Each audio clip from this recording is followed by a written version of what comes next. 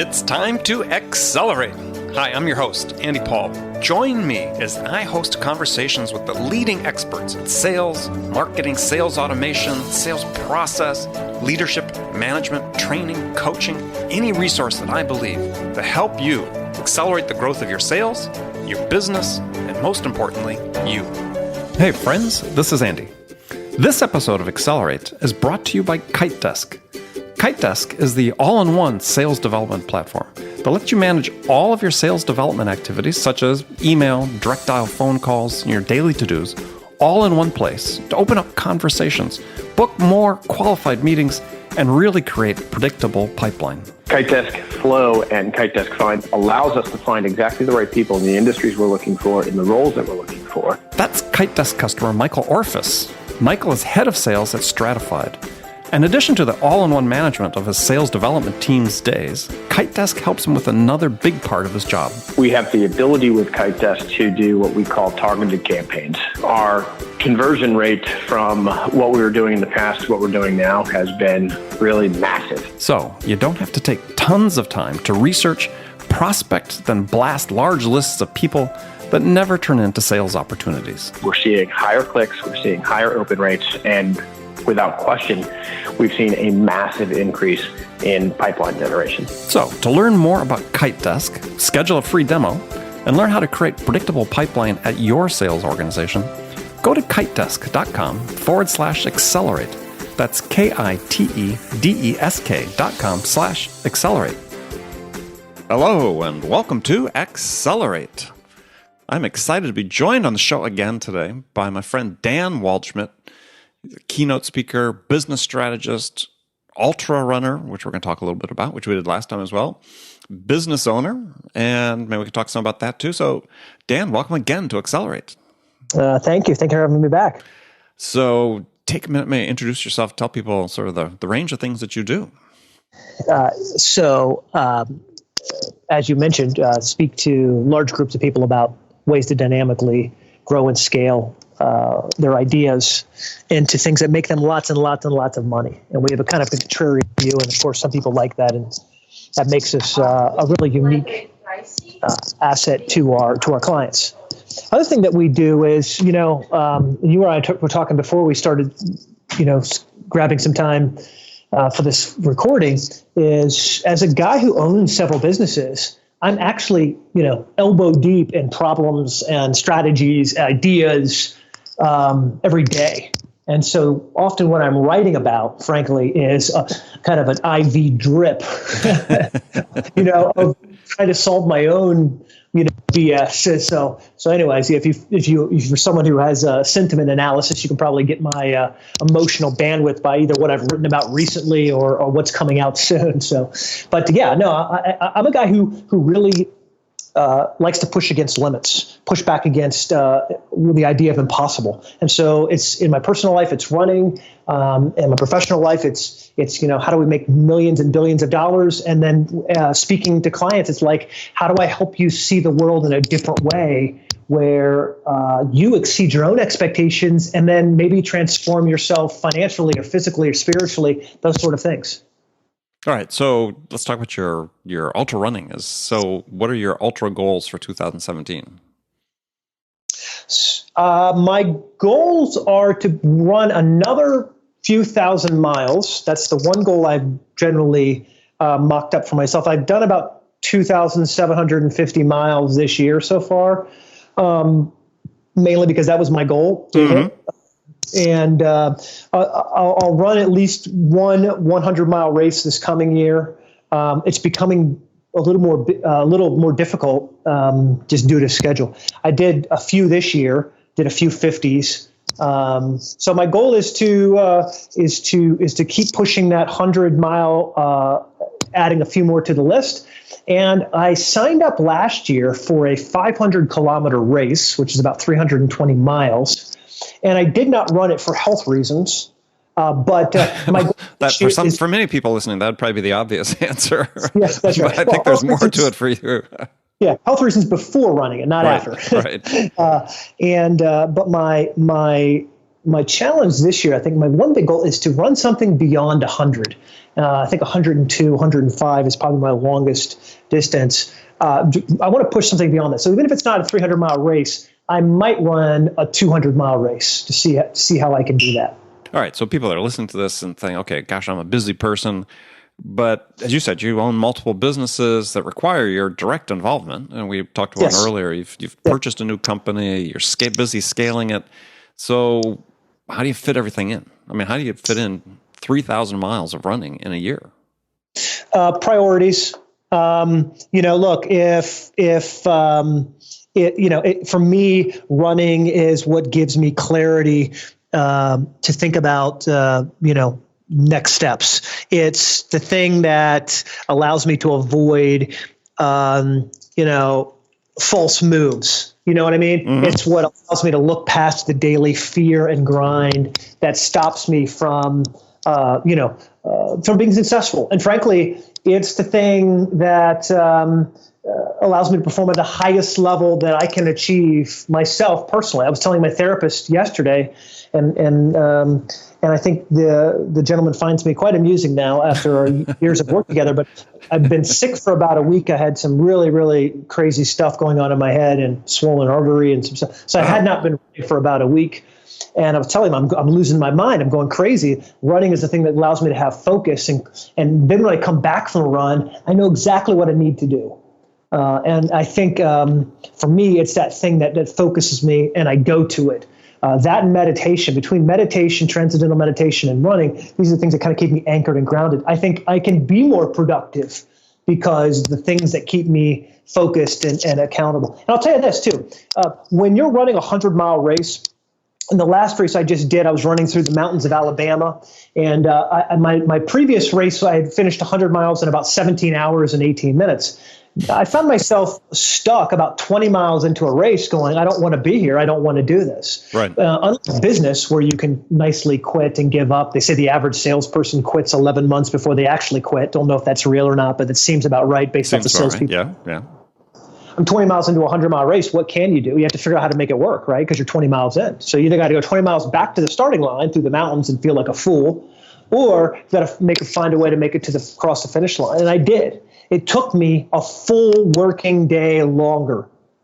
So it took me 23 hours and 36 minutes. So the difference between 17 hours and almost 24 hours is just a vast amount. For almost a full working day, you have to think about, why am I such a loser? Why can't I get this right? What's wrong with me? That I'm an elite, I'm a world record holding ultra runner. I can't seem to put it all together. And I think that's that moment of weakness, of humility, of vulnerability, of raw trying, of forcing your perspective to change, or you die. Really, you adapt or die. That sort of focus is exactly what I need to remain an elite level at speaking, at running, at doing business. And so for me, that's the interconnection between all these different pieces. Yeah. Wow. Great story. I won't even tell you my story. I had a similar issue with my last half marathon I did, but I got a mile into it and I was running with my sister, and I said, geez, it seems like we're running at a pretty fast pace, especially for her, because she hadn't done many of these. And I looked at my watch and said, oh, we're not running fast at all. What's wrong with me? And it was a death march to the remaining 12 and a half miles, but you find a way. Yeah, you find a way. Yeah, and I think that's the beauty of it is, if I could find a way to run 100 miles, which for a while I thought was inconceivable, and then I did it, and I was like, oh, well, shoot, that wasn't that bad. Which is, by the way, you don't say that when you cross the finish line. You say that a few days after you cross the finish line. Probably like giving birth. Yeah, exactly. I have no experience in that except I know my legs were shaking and all the parts of my body were saying you're fabulously hungry, and all the things that came back, almost like I kind of view them as like flashbacks weeks later, where you're thinking like, why did I want to do this? How could I do this? And then there's like this quiet strength that says, dude, you didn't even know that was possible and you did it. What else don't you know is possible that is next on your list of things to do? And so, I just, and by the way, it doesn't have to be 100 miles. Maybe it's a couch to 5K. Sure. It's a 5K. As you said, maybe it's a half marathon. My wife's done a dozen or so half marathons, and that's her distance. She loves it. That's trying. That's her pushing her own limits. Physical exercise, I feel, and it's not just my feeling. It's backed up by a lot of coaches and smarter people than me. That physical exercise does something interesting with your brain, where it focuses you. It flushes out the fear you're feeling, and allows you to have clarity and inspiration for everything else in your life. Often I'll tell the people that ask me about running, look, I don't eat calories to run, and I don't run to burn calories. In fact, if I go running and then I eat something, I'm not like, the running doesn't cancel out the calories, but the running does something inside my body metaphysically, right? And quite physically, not just metaphysically, but quite physically, where my body is saying, hey, we got to get ready. We have to be how we store fat matters, how we optimize oxygen intake, all the things happen. And so that's very similar to a business. People often want to focus on I just want to improve how my salespeople close deals. And they forget, wait a minute, why are you even focused on closing deals? Why not focused on creating a brand or a perception or a customer experience? It's so outrageously positive that the deals automatically close themselves. And so I think in my mind, and again, I know I'm somewhat of a nut job, but all these dots connect between business and sports to show that things that aren't necessarily a clear line, it's a dotted line, connect, and they impact our lives. Just like for me, earlier this year when I was running from Key Largo to Key West, about 40 miles in, I DNF'd. I had to drop out of this race. My kidneys were shutting down.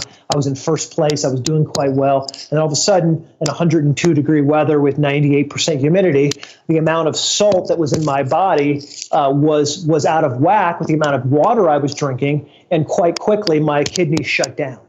And I started, peeing this stuff that looked like maple syrup. It was not good. And so a quick lesson is that, does salt matter? No, it doesn't matter until you're trying to perform at a high level. And then it does matter. And all the tiny little variables that you shrug off as, oh, that doesn't matter. Oh, it doesn't matter what my receptionist said. It doesn't matter what color my logo is. It doesn't matter how I answer the phone or what the presentation I have is to my clients. None of that matters. Just close more deals. You're probably wondering why your kidneys are shutting down or your revenue stream is shutting down. It's quite clear. You're not optimizing your company or yourself to perform at an elite level. And so, the things that shouldn't be killing you are taking you out of the game. Well, I think for a lot of individuals, it came back to a point you made earlier, is about prioritizing. Is remember talking to somebody recently, one of the guests talking about when they interviewed prospective salespeople, they talk about, they try and measure the person's tolerance for sacrifice. Mm-hmm. And so when you're sort of working with people in business and so on, and in your personal life, is, what are the things you have to sacrifice in order to become this elite business athlete or elite athlete in an athletic pursuit? I mean, there are tangible things. It seems like people want to overlook that. So as people sort of plan going forward, is one of the things they have to be conscious of is, what are they prepared to sacrifice? You're absolutely right on that. I often tell leaders, it's not even what you're willing to do, because people will say to me, "Oh, Dan, and I'm sure they say it to you, right? You have no idea, Andy. I'm going to do this. I'm going to make this happen. Like you're never going to see someone as motivated and driven as me." And you're like, okay, great, let's go do it. And you check in with him later and you're like, what are you doing? And they give you this list of what they're doing. And it's like, okay, great, you're doing some things. That's a great start. But it's not so much what you're willing to do that makes you successful, as you just mentioned about sacrifice. It's what you're willing to do without until you start reaping the rewards of that success. And so there's people that you try to coach and improve, yet it doesn't add up. Why aren't they successful? Why isn't it working? Why aren't they growing as quickly as you think they should be growing? And then you realize, wait a minute, that guy has too many shows in his Netflix queue. Mm-hmm. Guy, has to do these things, and he's not willing to sacrifice the indulgement of another Netflix show. And by the way, that's an hour, that's 2 hours. And you're like, where did your time go by? There it went right there. You made that choice. I went to seminary and I live in the South. And so all that combines to say, within 10 miles of my house in South Carolina, there's like 300 Baptist churches. And so in the South, we blame God for everything, right? In the North, where I'm from, Washington, D.C., we blame the government, right? We blame politics, we blame stupid voters. But in the South, we blame Jesus. And so you'll talk to someone, they'll be like, hey, bless your heart, Andy. Well, if God wanted me to be rich, he would have made me that way. And I'm like, no. You made yourself that way by stupid choices and stupid decisions and lack of effort and lack of focus. What I've noticed interesting about focus is that you need a little bit of desperation in order to get to where you want to be. If you're not desperate enough, then you're probably not going to do the things that are required to elevate your game to the level where you can compete and win to get across the finish line. You're just not going to do it. If you don't need it bad enough, you're going to walk away. And so on my right arm, I've got a sleeve, tattoos, and the sleeve is of the Hernando Cortez burning ships. When Hernando Cortez came to South America, he famously said, burn the ships. And I don't know that they actually burned them. I think they just put holes in them and sank them. Why? He realized that all of his men who had romanticized this idea of Latin America, beautiful Latina women, gold nuggets on the ground, exploration, and this kind of high sex appeal adventure, machismo, alpha male sort of task, which is obviously all those things are associated with sales and revenue creation and high performance in business. And so he realized when things got tough, they could go home and go, well, listen, we got halfway across the island. We defeated a third of the Aztecs, right? I got two steps towards my goal because they had ships and a place to go back home to. And so Hernando said, if we're going to win, we're going to have to make it impossible to go back home empty-handed. And so he said, burn the ships, burn it down. The only way to get back home to Europe is we're going to have to go through the Aztecs, conquer, win. By the way, that's pretty Machiavellian to say we're going to destroy other people that we have no right to destroy. We're just going to do that. We're going to take this, but we're going to take this ground. And when we get to the other side of the country, we're going to build new ships and then float those home. It's the only way back. And so I often tell people, if you want to perform at a high level, and if that's really the conversation, no BS, no pretension. You're not saying that because you're trying to impress the person next to you. If you really, really, really want to change, I would tell you, build a list of 5 to 10 things in your life right now that you need to burn. It might be a relationship that's negative and needy to another person, probably. It might be, it might be that you drive a vehicle that's way too expensive to appear that you're successful to other people. There's a whole laundry list of things. If you're really serious and you put together a list of things, you'll be shocked at the number of things you're doing right now that you're doing just for appearance's sake and that are stopping you from conquering, getting to the other side of the continent, in your world, whatever that means, and sailing your boat home with massive success. And so I think part of the way I sort of tell people about this is and teach it is, what are the things that you have to unlearn? They always talk about what we want to learn in the coming year. What about things we need to unlearn? Yeah. I mean, you talked about fears earlier, right? How do you unlearn your fears? Mm-hmm. Yeah, no, you're definitely right. I mean, and by the way, these fears, these memories, come from memories. You're fearless until you have a memory of something that causes you not to be afraid. First time you see a saber-toothed tiger, you go, wow, that thing's angry, but I don't know, he hasn't killed anybody I know. And then you see a friend get hurt and you get hurt. Next time you're a little more cautious. And then pretty soon you don't even have to see a saber-toothed tiger. All you have to see is the grass move in the distance a different way. And you're like, oh no.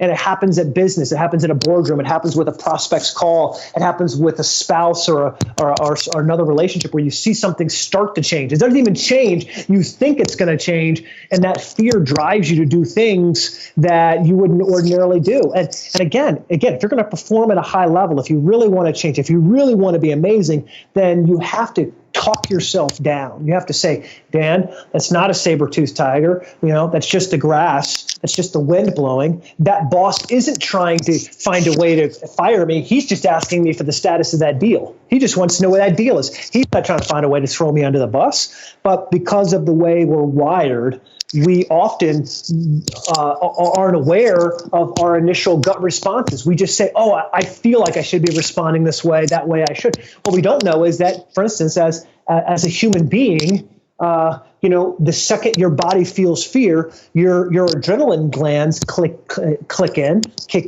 and you start getting twitchy, and your mouth gets dry because your body shuts down your saliva glands to focus on more energy, and your stomach stops digesting food so you can focus that energy on surviving. Your body does all these things, and then you get out of a stressful situation. It could be a boardroom or a sales call or a pipeline review or whatever it is.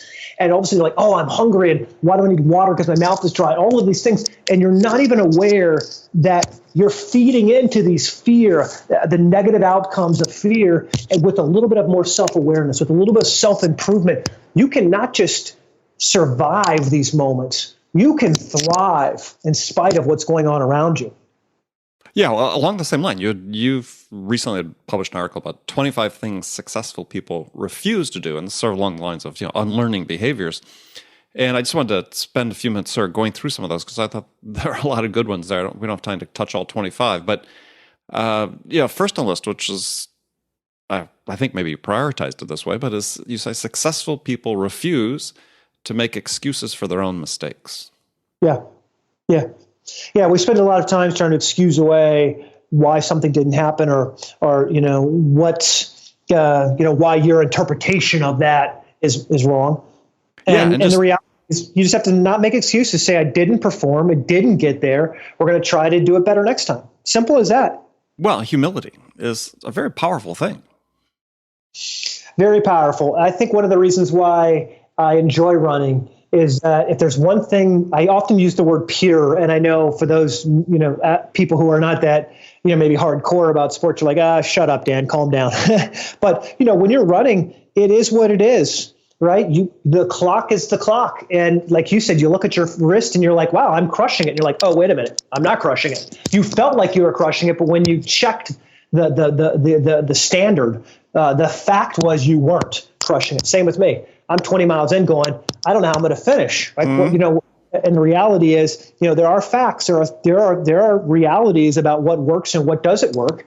And you can spend your time making excuses, or you can say, I have a relentless desire to improve. So it doesn't matter where I'm at. What matters is if I make the decision to keep improving. Right.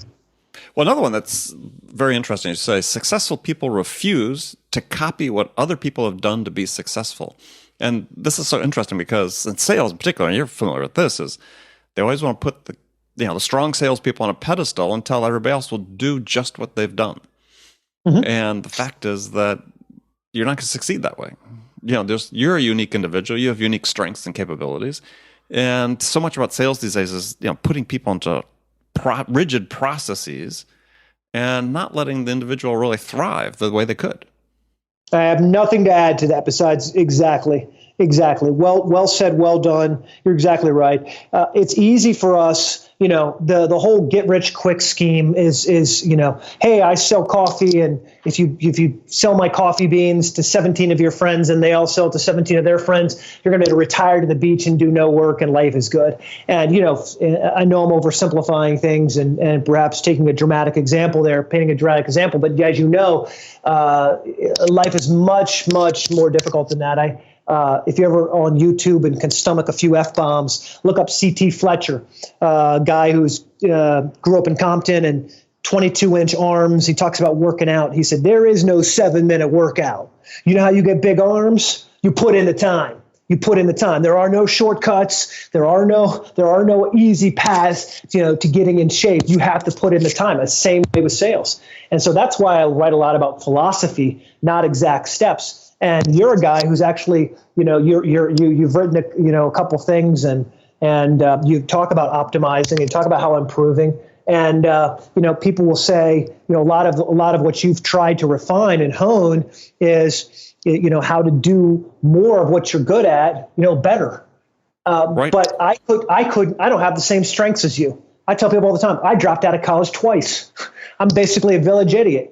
I'm surprised people pay me any amount of money to help them drive their business towards rapid acceleration, right? But there are people around me who can look at a situation with this deep analytics and go, here's exactly what you need to do, to have a 10-minute recipe for X, Y, Z. Here's a perfect way to do it. I could never do that. So if I try to copy you or you try to copy me, you're in for a rude awakening. There has to be this self-awareness to say, what am I truly gifted with? What sort of pain and chaos am I willing to stomach? What are my strengths? What are my weaknesses? How do I use those to get to where I need to be?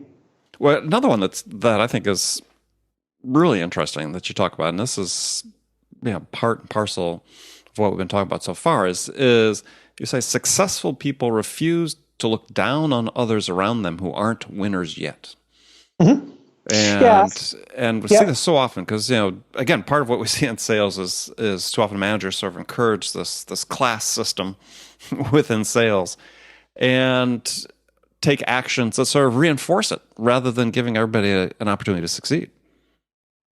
That's right. And the reality is it takes people different amounts of time to be successful. I'm in a business right now where we've got competitors who several years ago, they looked like they were ahead of us. Here's why. They spent vast amounts of money, millions and millions and millions of dollars on building out their own data warehousing infrastructures, basically building data centers. You hear about Apple building these billion-dollar data centers. So we have competitors who built out mini versions of those, and not M-A-N-Y, M-I-N-I, many tinier versions of an Apple data center, and they spent millions. They thought, we're going to drive the cost down. And then all of a sudden, Amazon comes along, and now they have storage at 2 pennies per gigabyte, 2 pennies. Now, the reality is you spent millions and millions of dollars building out infrastructure that is now obsolete. Time and has an interesting way of changing perspective.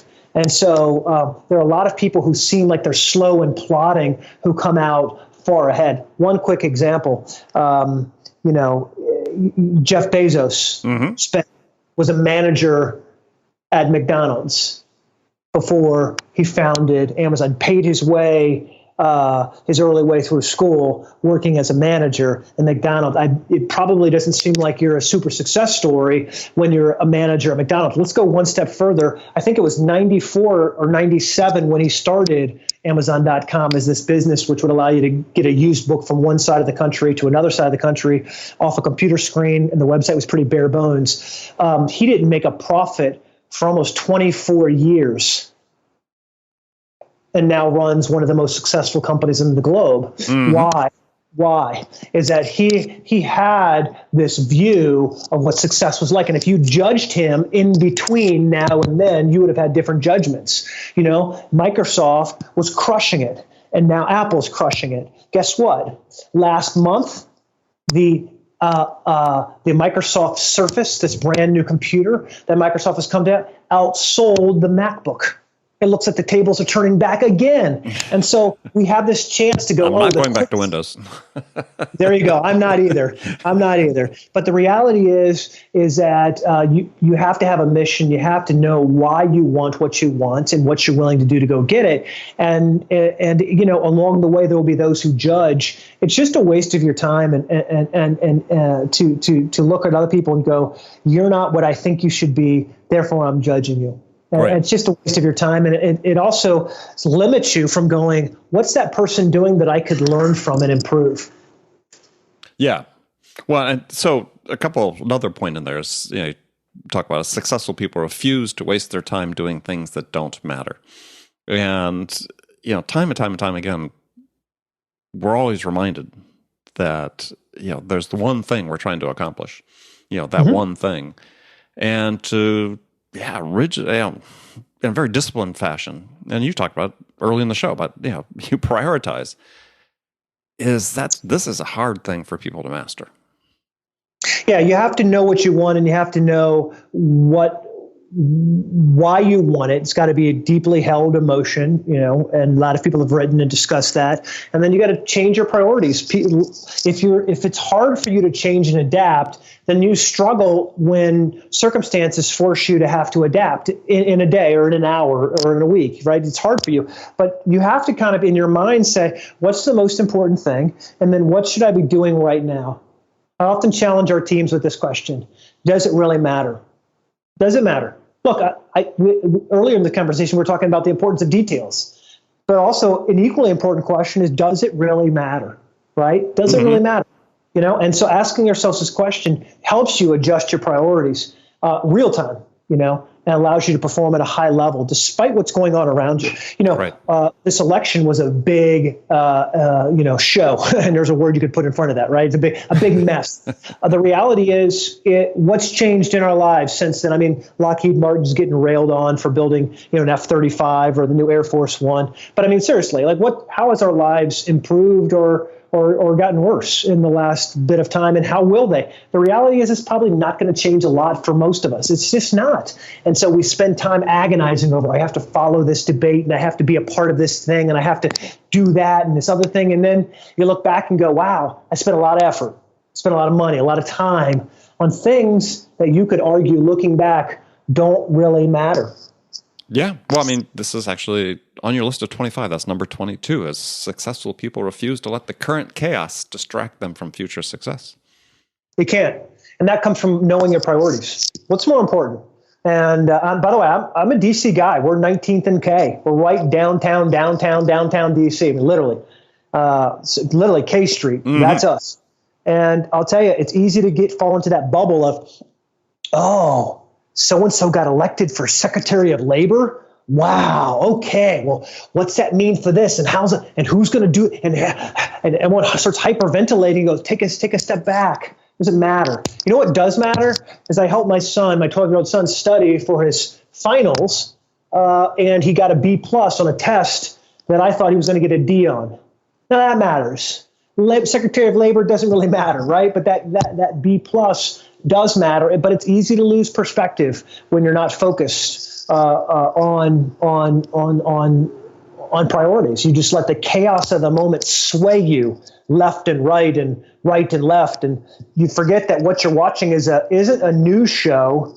It's entertainment. It's there to keep you, coming back after the break because there's this juicy story, right? This scintillating thing, and instead of saying, hey, listen, you're watching a dramatic production of what could be called sometimes news. Yeah. Well, I think that the lesson is for a lot of people is just to keep in mind, and I certainly saw it. I looked at during the election period, like the month of November, just in listenership to this podcast, is we saw a little bit of a dip because people were distracted. So, yeah, politicians come and go, and administrations will come and go, but yeah, you've got one opportunity to lead and live your own life. One of the things I think about sometimes, and again, I'm not trying to be overly morbid, but I'll watch, as I travel a lot, and I know you do as well. And you're in an airport, you're looking around and you see older executives or older people, older husbands and wives. And I sometimes ask myself, well, what I'm doing now matter when I'm that age? Or will it? And that's a hard question to answer. But it's something I keep coming back to. Will it matter? Am I doing things that matter? Or am I just falling prey to the next, get rich quick scheme? Or am I falling prey to things that I'll look back and go, I'm unhappy and I'm disgruntled and I've ruined my life on things that just have not done anything for anybody else. They're selfish. And so, some things I think about as I look around. No, it's a great point. I mean, it's you have to have that passion that drives you. Otherwise, yeah. I mean, the passion could be, look, I just want to provide for my family and, give them opportunities that I didn't have. Or it could be, yeah, I'm trying to make a huge difference in the world, but you really need to identify what that is. Yeah, absolutely. Yeah, most definitely. Okay. Last segment of the show, I've got just a handful of standard questions I ask all my guests. And since you've been on the show before, you get a different set of questions. So first one is in your mind, is it easier to teach a technical non-salesperson how to sell or teach a salesperson how to sell a technical product? I think it's easier to only hire salespeople who are hungry and teachable. And that's what we do. If you're not hungry or teachable, you don't get hired. The rest fills itself in automatically. Okay. All right. So next question is, what is one book that's not a business book, not a sales book, like a literary book, that you recommend that every salesperson should read? I'm reading some philosophy books by Marcus Aurelius. One of the things, one of the things that I've been doing, following a lot, is this idea of stoicism. Right. And a book that if you want an easy book, there's one called The Daily Stoic 365. Basically not devotionals, but daily reads that are 2 paragraphs each that will help you understand it. Another book that I think you would like is called Meditations. Go grab this on your Kindle. Meditations by Marcus Aurelius. And it's really neat. I mean, it takes you a minute because of how things are worded to understand it. But I went to seminary and I was studying Greek. So, you know what I mean? So it's not, you can do Greek, you can do, English, but it's really awesome. You read some of these books, you read how the greatest general of the Roman Empire, how he saw the world. It is so incredible. It'll inspire you to kind of create your own kingdom. Well, I think it's interesting when you read some of those Stoic philosophers or, Roman philosophers, even Greek, is that, their perception of the human condition wasn't too terribly different than the way we look at it. That's right. No, that's right. But they had, what I find interesting is they had this, and the Greeks did it. They spent a lot of time on philosophy, on not just surface level stuff. They dug into this idea of, your years are a vapor. And this idea, not that we're looking at mortality, but understanding that you have a limited number of days. It was really, really neat how they didn't push the idea, the scariness of life, but they talked about purpose. And what I connect to that because I'm thinking,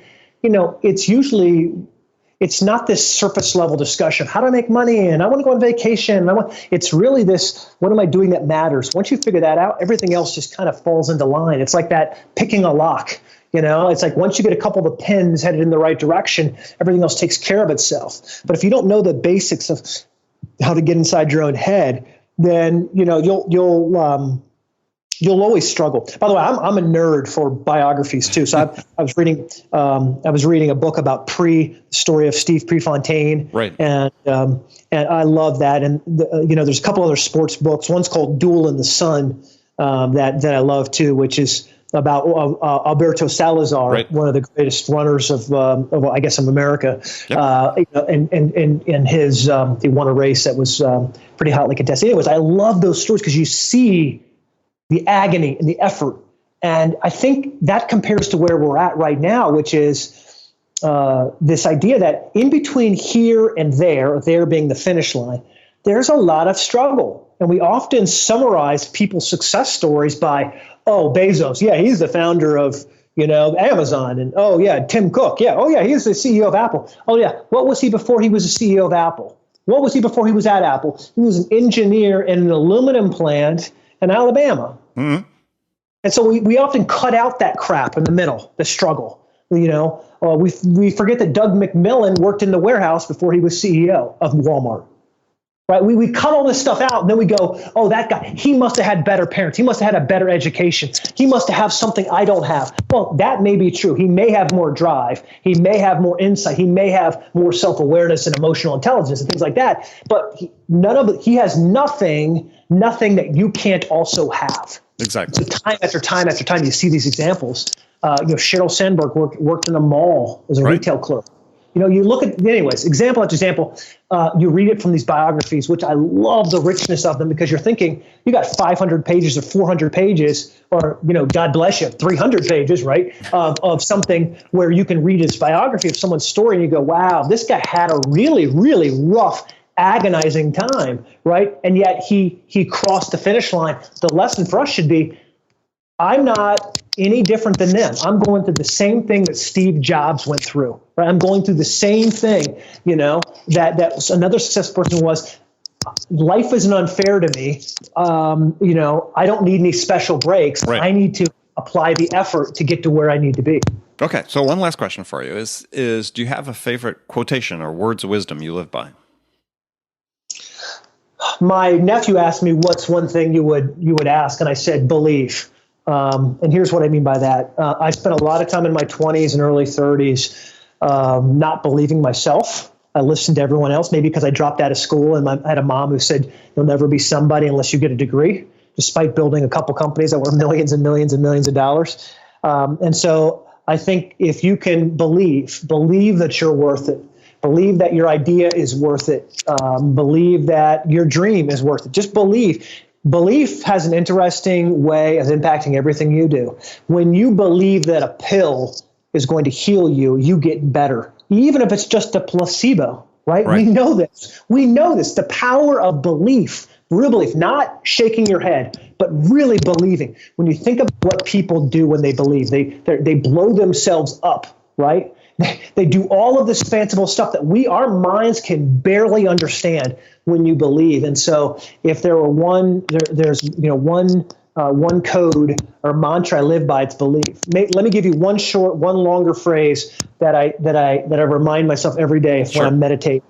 It's this: if you want something you have never had, you must do something you have never done before.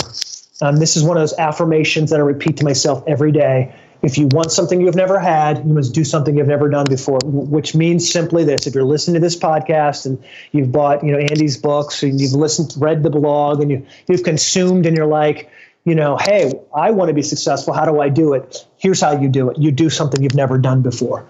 And that might be trying harder. It might be trying something different. It might be asking for help. It might be paying for help. But don't ever imagine that you're going to get something you've never had before doing the same thing you've always done before. You've got to change, and you've got to want to change. And when that happens and you believe that it's going to pay off and be worth it in the end, your whole life is magical. It is. It's easy. It's magical. Right. Perfect. Well, a great way to end. Well, Dan, thank you for joining me. Again, that was fantastic. So tell folks how they can find out more about you. Just Google me, danwaldschmidt.com.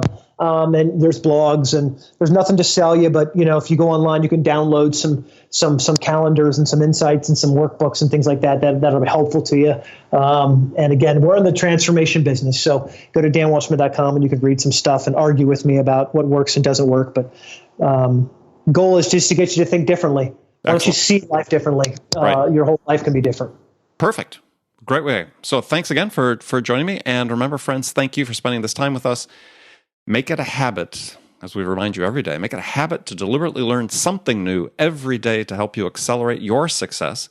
An easy way to do that is join my conversations with top business experts like my guest today, Dan Waldschmidt, who shared his expertise about how to accelerate the growth of your business.